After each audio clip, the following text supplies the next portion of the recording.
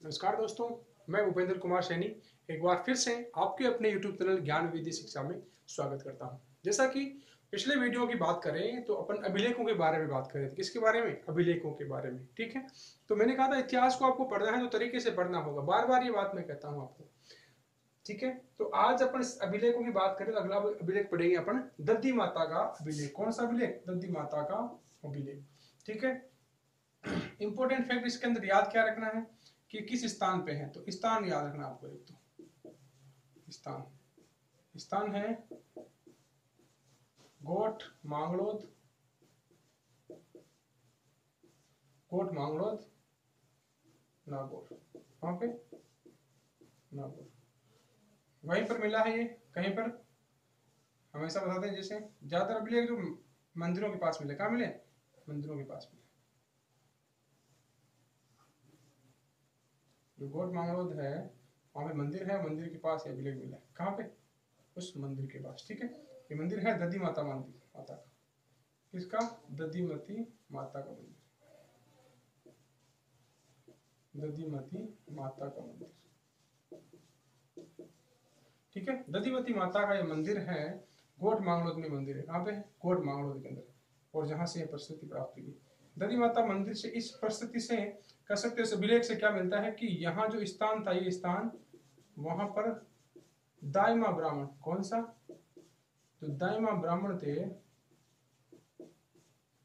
उनका निवास स्थान था। दाइमा या दादिश ब्राह्मणों का, दाइमा और दादिश ब्राह्मणों का निवास स्थान था। इंपॉर्टेंट फैक्ट वो याद क्या रखना है आपको कि पश्चिमी राजस्थान में, किसका? पश्चिमी राजस्थान का, पश्चिमी राजस्थान का कह सकते हो कि सबसे प्राचीन शिलालेख, पश्चिमी राजस्थान का सबसे प्राचीन शिलालेख। ठीक है, सबसे प्राचीन शिलालेख। ठीक है, तीन इंपॉर्टेंट फैक्ट याद रखना। एक, गोठ मांगलोद, यानी गोठ और मांगलोद दो गांव हैं, उनकी सीमा पर है। गोठ और मांगलोद दोनों की सीमा जहां मिलती है वहां पर है। ठीक है, दधि माता का मंदिर के पास मिला है। ये बताता है कि यहाँ पर दाइमा और दादिच ब्राह्मण, कौन से? दादिच, दाधिच, दादिच ब्राह्मण।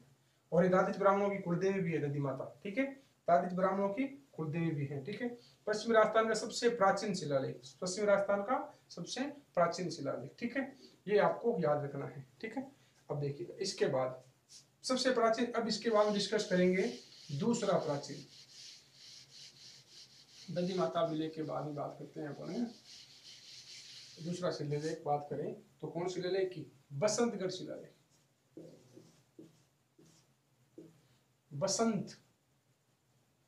बसंतगढ़ शिलालेख।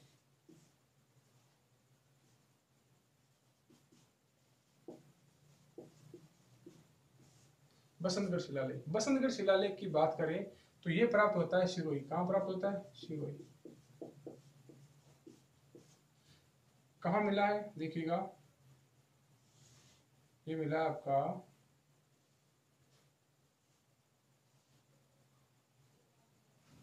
एक मंदिर है,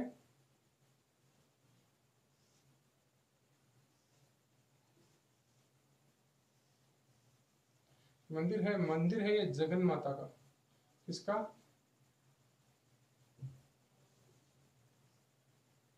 जनन माता का, जगन माता का, या जगन माता का, जगन माता का, जगन माता का, जगन माता का मंदिर है। किसका मंदिर है? जगन माता का मंदिर है। यहाँ पर ये शिलालेख लगा है। ठीक है, बसंतगढ़ शिलालेख। ठीक है, बसंतगढ़ शिलालेख सिरोही के अंदर है, जगन माता के मंदिर के पास है। किस? जगन माता के मंदिर पर है। ठीक है, जगन माता के मंदिर के पास। ठीक है, अब बात करें बसंतगढ़ शिलालेख के इंपोर्टेंट याद क्या रखना है, तो यहां से एक वर्ड मिला है जो सबसे पहले राजस्थान के बारे में कह सकते हो, राजस्थानी या दीप्ति। यानी कहे कि राजस्थान शब्द का सबसे पहला प्रयोग कहां पर किया गया है? अगर कहें कि राजस्थान शब्द का सबसे पहला प्रयोग तो यही किया गया है। राजस्थान शब्द का सर्वप्रथम प्रयोग यहीं पे होता है। शिलालेखों की बात करें तो राजस्थानी शब्द का कह सकते हो सर्वप्रथम प्रयोग यहीं पे होता है। कहाँ पर? यहीं पर। ठीक है, अब बात करें कि इनकी डेट की बात करें तो ये 625 ईस्वी का है। कब का है? 625 ईस्वी का। किसका? 625 ईस्वी का।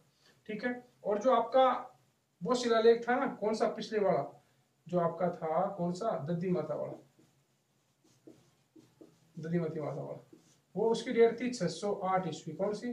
608। तो प्रथम तो ये है, दूसरा ये है। ठीक है, फर्स्ट ये, सेकंड ये। यहाँ पे मैंने डेट इसकी डिस्कस कर दी है।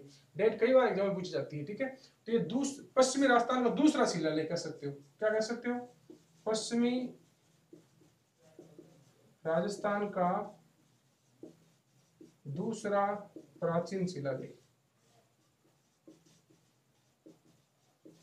पश्चिमी राजस्थान का दूसरा प्राचीन शिलालेख है। अब इंपोर्टेंट फैक्ट याद क्या रखने? ठीक है, इंपोर्टेंट फैक्ट, इस प्रशस्ति का जो लेखक था, लेखक का नाम आता है द्विजन्मा। क्या नाम आता है? द्विजन्मा। और इसे ही कहते हैं दिवाकर। क्या कहते हैं? दिवाकर। ठीक है, द्विजन्मा या दिवाकर कहते हैं इसे। क्या कहते हैं? द्विजन्मा या दिवाकर। ठीक है, अब जो ये प्रशस्ति के अंदर काम किया था, जो ये प्रशस्ति लगाई थी, उसका नाम है नागमुंडी। क्या नाम है? नागमुंडी। ये फैक्ट याद रखना है, नागमुंडी। अब आप कहोगे सर ऐसे कैसे? लेखक, जैसे मैंने कह दिया भाई कि ये लिखना है, तो जो कंप्यूटर ऑपरेटर वो लिखेगा, वो प्रिंट करेगा, तो वो क्या हो गया? प्रशस्तिकार। लिखा यानी जो बातें मेरी हैं लेकिन लिखी इसने है।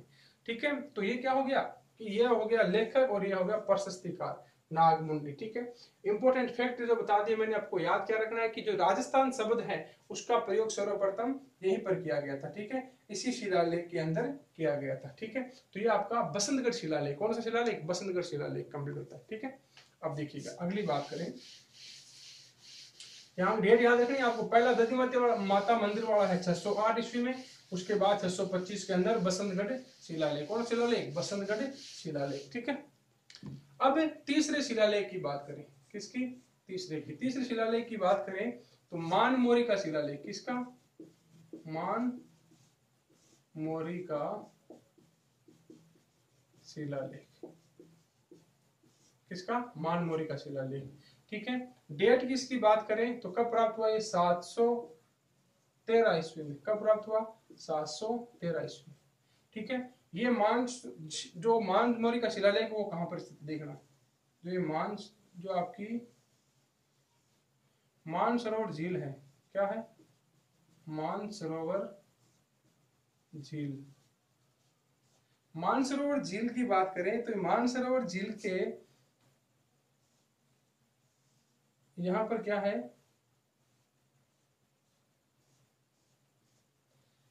पहले मानसरोवर झील है कहां पे? याद रखना, चित्तौड़गढ़ में। कहां है? चित्तौड़गढ़ में।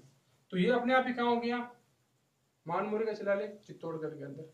आप चित्रांगद मौर्य के बारे में अगर पढ़ते हैं तो यहाँ से अच्छे से पढ़ते हैं।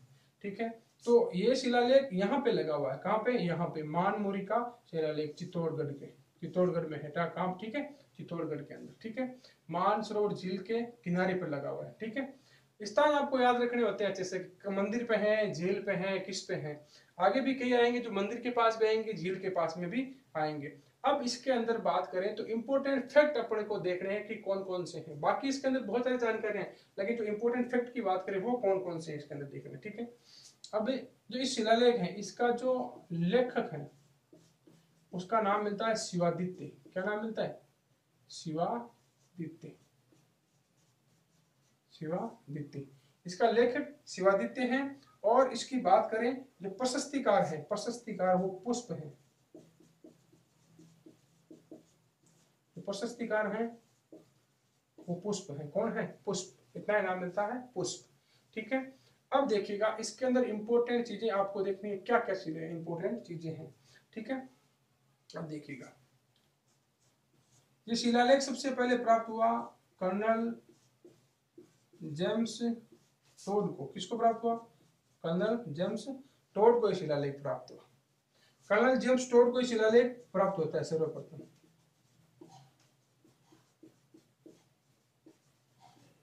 प्राप्त किसे हुआ? कर्नल जेम्स टोड ने। कर्नल जेम्स टोड ने क्या किया? इस शिलालेख को क्या किया?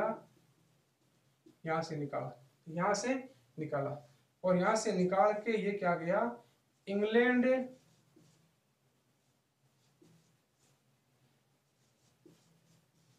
ले जाने लगा। कहाँ ले जाने लगा? इंग्लैंड ले जाने लगा।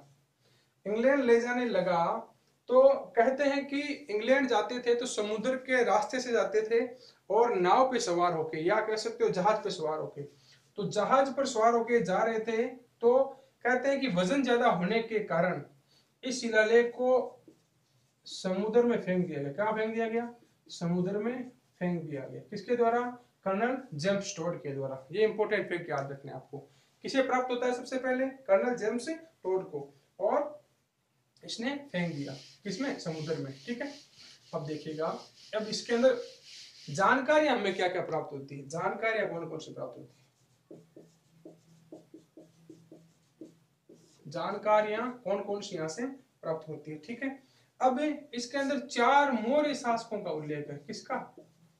4 मौर्य शासकों का उल्लेख मिलता है। कौन कौन से? देखिएगा, पहली बात करें तो पहला मौर्य शासक इनके अंदर मिलता है भीम। कौन सा? भीम। दूसरा इसके अंदर मिलता है आपका महेश्वर। कौन सा? भीम है, महेश्वर है, और आपका है भोज। कौन सा? भोज और मान। ये 4 कह सकते हो, ये फर्स्ट है, ये सेकंड, ये थर्ड, ये फोर्थ। 4 कह सकते हो कि मौर्य प्रशासक इसके अंदर जो है इनका वर्णन मिलता है। किसका? 4 का। ठीक है, इसी शिलालेख के अंदर बात करें तो कह सकते हो कि जो आपका चित्तौड़गढ़ दुर्ग है, चित्तौड़गढ़ दुर्ग, चित्तौड़गढ़ दुर्ग के निर्माण के बारे में जानकारी मिलती है। किसके बारे में? चित्तौड़गढ़ दुर्ग के निर्माण के बारे के अंदर जानकारी मिलती है इसके अंदर। किसके? इसके अंदर। ठीक है, अब इसके अंदर चित्तौड़गढ़ दुर्ग की जानकारी मिलती है और कहते हैं कि चित्तौड़गढ़ दुर्ग का इसके अंदर लिखा है कि निर्माण चित्रांगद मौर्य ने करवाया। किसने करवाया? चित्रांगद मौर्य ने करवाया। चित्तौड़गढ़ दुर्ग का निर्माण किसने कराया? चित्रांगद मौर्य ने करवाया। किसने करवाया? चित्रांगद मौर्य ने करवाया। ठीक है, अब कौन सी कब करवाया? 7वीं सदी में, 7वीं सदी के अंदर। डेट भी लिख रखी है इसके अंदर, 7वीं सदी के अंदर चित्तौड़गढ़ दुर्ग का निर्माण चित्रांगद मौर्य द्वारा करवाया गया। ठीक है, और इसके अंदर लिखा गया है कि आपका जो बप्पा रावल, या इसी को कहते हैं अपन काल भोज। क्या कहते हैं? काल भोज। क्या कहते हैं? काल भोज। काल भोज ने इस चित्रांगद मौर्य को हराकर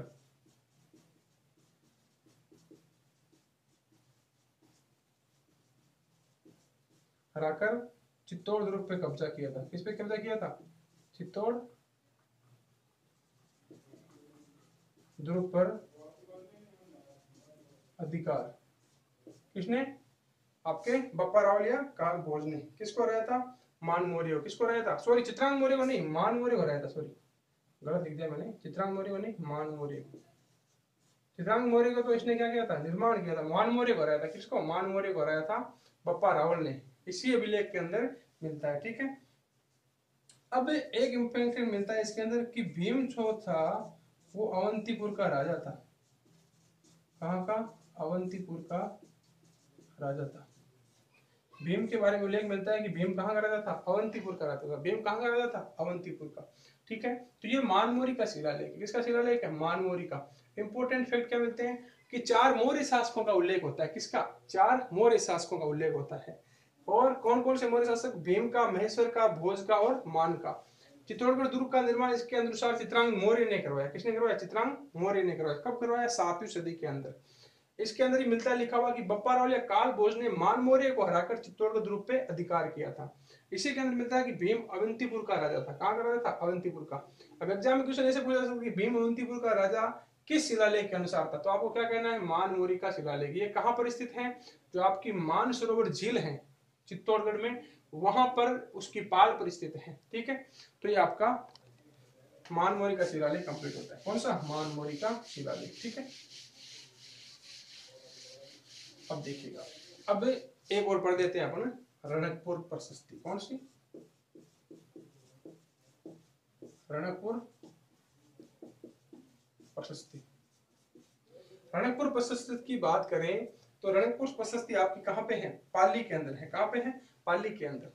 ठीक है, अब देखिएगा रणकपुर प्रशस्ति के अंदर बात करें कहां पे है, क्या है, वो हम डिस्कस कर ले। पाली के अंदर है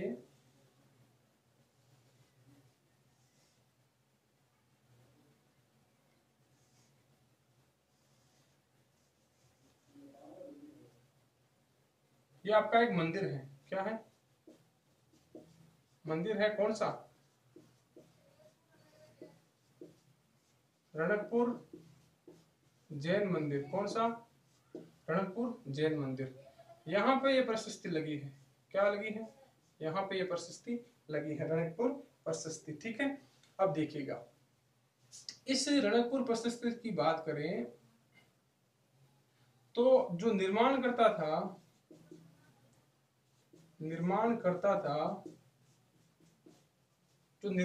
था वो किसको बताया गया? धर्णक शाह को। किसको? धर्णक शाह के बारे में कहा जाता है कि जो कुंभा था, महाराणा कुंभा था, उसका ये कह सकते हो कि कोषाध्यक्ष था। क्या था? कोषाध्यक्ष। ठीक है, फिर इसकी प्रशस्ति को लिखा किसने, या इसका जो शिल्पी कह सकते हो वो कौन था? देप्पा। कौन था? दैपा। दोनों नाम मिलते हैं, देपा मिलते हैं, दैपा। ठीक है, ई है ये। ठीक है, ई दैपा। ठीक है, दैपा था। अब स्थान बात कर लीजिए, पाली। हाँ, पाली, सादड़ी पाली के अंदर। कहाँ पे? सादड़ी पाली में। ठीक है, स्थान है आपका सादड़ी पाली, यहाँ पर ये मिलता है। ठीक है, इसके अंदर धर्णक शाह के बारे में उल्लेख किया गया। किसके बारे में? धर्णक शाह का ये शोगान किया गया। किसका? धर्णक शाह का। ठीक है, अब बात करें तो इसकी भाषा कौन सी थी? भाषा थी इसकी संस्कृत। कौन सी थी? संस्कृत। मैंने कहा था ना कि भाई जो लगभग भाषा संस्कृत मिलेगी इनकी। कौन सी मिलेगी? संस्कृत। सभी शिलालेखों की जो भाषा है वो संस्कृत मिलेगी, केवल लिपि में चेंज मिलेगा। क्या मिलेगा? लिपि में चेंज मिलेगा। लिपि किसी की अलग अलग हो सकती है। ठीक है, तो इसकी कौन सी लिपि थी? ध्यान रखना आपको, इसकी लिपि थी भाषा संस्कृत, और इसकी एक सिर्फ और भाषा एक ध्यान रखना, नागरी। कौन सी? नागरी। लिपि वही आपकी ब्राह्मी। कौन सी? ब्राह्मी लिपि। ठीक है, ब्राह्मी लिपि। तो ये इंपॉर्टेंट जानकारी मैंने इसके बारे में डिस्कस कर दी है। ठीक है, अब इसके अंदर और उल्लेख क्या मिलेगा? देखिएगा और उल्लेख क्या मिलेगा वो डिस्कस करते हैं। इसके अंदर क्या मिला है? पहला फैक्ट जो जानकारी मिली है वो उसमें अंदर कहा गया है कि बप्पा रावल और बप्पा रावल का ही दूसरा नाम हम क्या पढ़ते हैं कि बप्पा रावल और आपका जो कालभोज था वो अलग अलग व्यक्ति थे। बप्पा रावल और कालभोज, बप्पा रावल और कालभोज अलग अलग व्यक्ति थे। क्या थे? अलग अलग व्यक्ति। इसके अंदर ये जानकारी मिलती है। ठीक है, और दूसरा इसके अंदर फैक्ट मिलता है, इसके अंदर बताया गया है जो गुहादित्य है। कौन? गुहादित्य। गुहादित्य को क्या बताया गया है? इसके अंदर गुहादित्य को बप्पा रावल का बेटा बताया गया। क्या बताया गया? बप्पा रावल का बेटा बताया गया, जो कि कह सकते हो कि गलत है। क्या है? गलत है, लेकिन एग्जाम में पूछा जा सकता है कि गुहादित्य को बप्पा रावल का बेटा, जो गुहा है राजा गुहा, उसको बप्पा रावल का बेटा किसने बताया है? इस प्रशस्ति ने बताया। ठीक है, सॉरी, काल राजा बप्पा रावल या काल वो। ठीक है, ठीक है, ये जानकारी होगी इसके अंदर। ठीक है, अब देखिएगा और इसके अंदर उल्लेख किसका मिलता है? जो मेवाड़ है, मेवाड़ की सामाजिक, राजनीतिक और आर्थिक जानकारी इसमें मिलती है।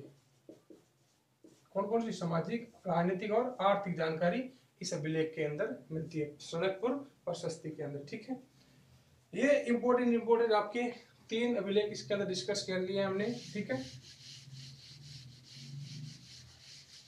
तो दोस्तों ये आपको वीडियो अच्छा लगे तो लाइक करें, चैनल को सब्सक्राइब करें और ज़्यादा से ज़्यादा लाइक करें। किसी प्रकार की कोई दिक्कत हो तो आप कमेंट बॉक्स में अवश्य लिखें। धन्यवाद।